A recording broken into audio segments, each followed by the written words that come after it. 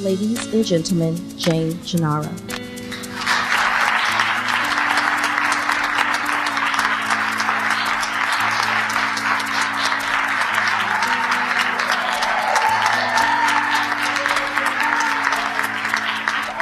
Love models. I mean, I want to feed them and take care of them and make them better.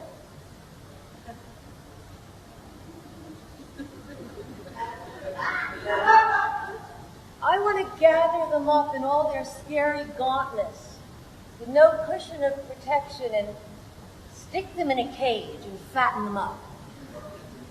I want to slide homemade lasagna with chopped chuck through the bars until the models grow hips as plump as their lips and their boobs pop like made-up eyes.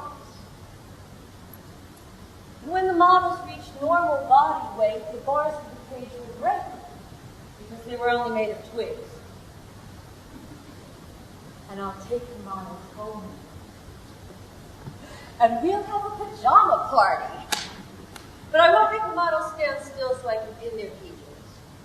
Oh no, I will not make the models stand still so I can pin their PJs so they fall just so. In fact, I'll let the models choose their very own clothes. Even try on some of mine from my closet, which come in much larger sizes than the models have ever worn before. And if my clothes make the models laugh, I won't tell the models to look serious instead. I won't tilt the models' chins or heads, or tell the models, I want you to slouch on the couch and look like you're strung out on heroin. And if they are, I definitely won't take pictures for little girls to see and copy. But if the models want to dance, I'll play my violin. Come on, everybody. Well, let's do a dance. Twist again. Come on, models, like we did last summer. I remember this one. My grandmother, she played to me in the crib in Czech. Twist again.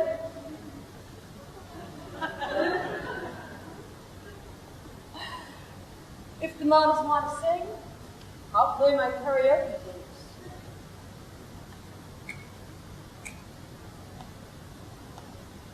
Left a good job in the city.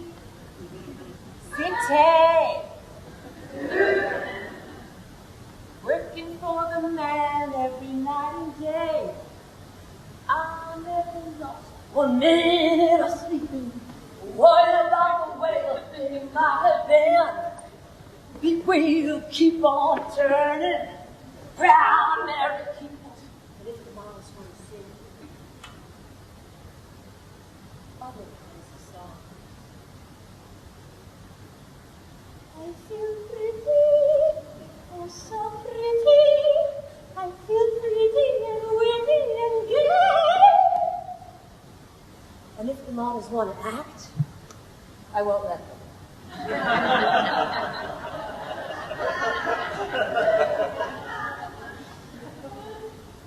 But if the models want to look through magazines and see pictures of themselves and say to each other, you know, that Prada is you, or oh, that Wang is you, I won't stop them. I'm not going to tell the models who they are or how to be.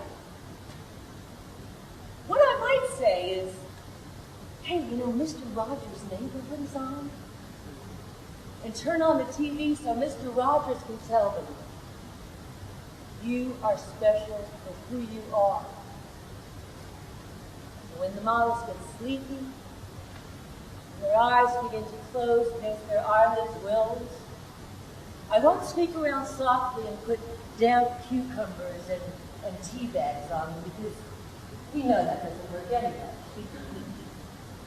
And in the morning when the models wake up because their cell phones are ringing and they have to go back to work and let people dress them and make them up and twist or spritz or tease or braid or pluck or frost or tint or henna or highlight, or oil, or wax, or grease, or trim, or clip, or feather, or blunt cut their hair. And stick and pin and paste them back up on billboards and pages and screens. Slap silly across magazines. I'll say, goodbye, models. Have a nice day.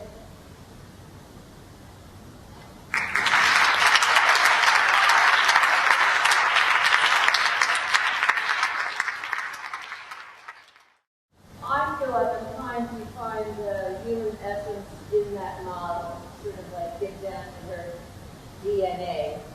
And I like to joke and say, definitely not anorexic. But, yeah, I'm looking for life. And I'm looking for a feeling of freedom and flow in the line.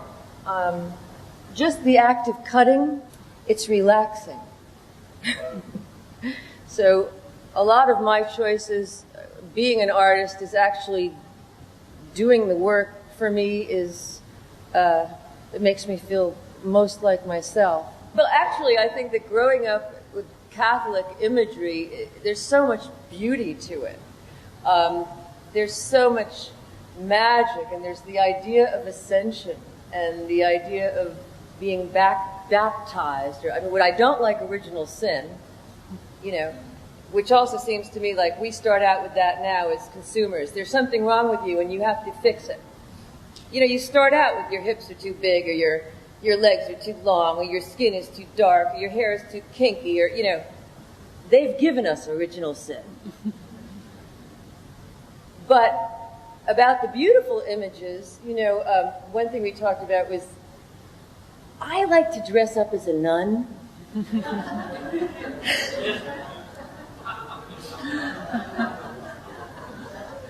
These shoes, no. But there's something, I always loved the costume and the life that was underneath it, and all the layers, and the idea of being protected from the world, and underneath that protection was all this holiness and stuff happening. The other thing I loved about Catholicism was I loved the Blessed Virgin Mother. I love having a Mother of God, you know, a woman up there. I remember one of the first things I ever colored was this ditto of the Blessed Virgin Mother. I felt so holy. My first Holy Communion, you know, the garb, you know, getting to wear a wedding. It was the last time I wore a wedding dress, by the way. My mother did say, you know, I hope you're not wearing white to your wedding. It was another time. We called it the slut years, I think. Yeah. But the Catholic thing has just eggs. I work with eggs, renewal, birth, white. I love white, so I do a lot of work with eggs and purity. Religious things, or even like you see the bones and the lab glass. What do they call it? Reliquaries? Mm-hmm. Absolutely. I love those things. Those images of something sacred behind glass and protected. Mm-hmm. I like that. I think of Snow White in her glass coffin. To me, it's I think more about that than Someday My Prince Will Come. Mm-hmm. So I think that there was just a lot of beautiful imagery and also repetition, mm-hmm. saying the rosary. I like repetition. When I'm making my art, it feels good to do, to keep winding, repetitive actions. I have a question. I've been admiring these images, and I'm wondering how much of your work is accidental. I see some of the eyes appear at a certain place, and I'm just wondering if that's intentional or if it's accidental, and the hands seem to appear at different places. That's a great question. Those are, when you see the models, there's so much accident in my work. And I think most artists, if they're to be honest, they're going to say lucky accidents, or, with the models, on the side that's intentional is what I was talking about before. The cutting, I'm looking for a flow, a feel, light. But when you see things pop up like the eye or things like that, that can often be the reverse side of the cutout. So Blimpie's back, it's called. I cut out one side, and then I turned it over, and it was like, oh my God, there's an eye here. And it was like, this is fabulous. So I'm giving myself away. It was a lucky accident. Thank you. But I think that so much art is. I don't have a plan. I mean, some of it goes in the garbage, but it's very intuitive.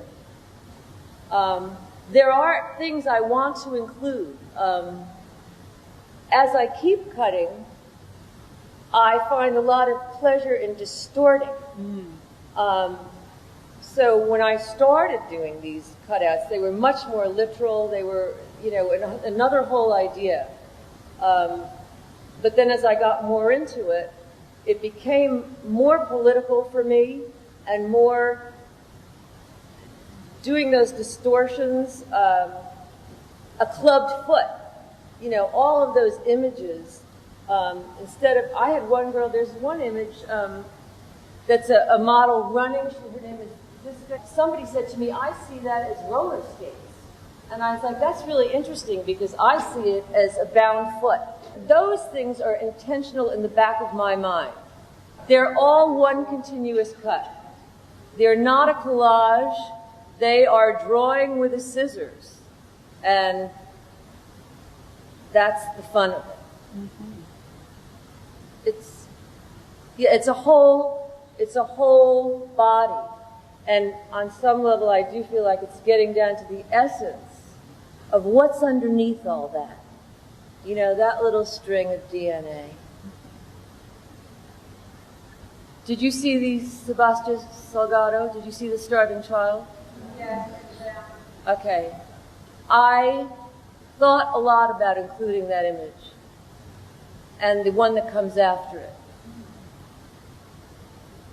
That image, to me, is quite beautiful of that child.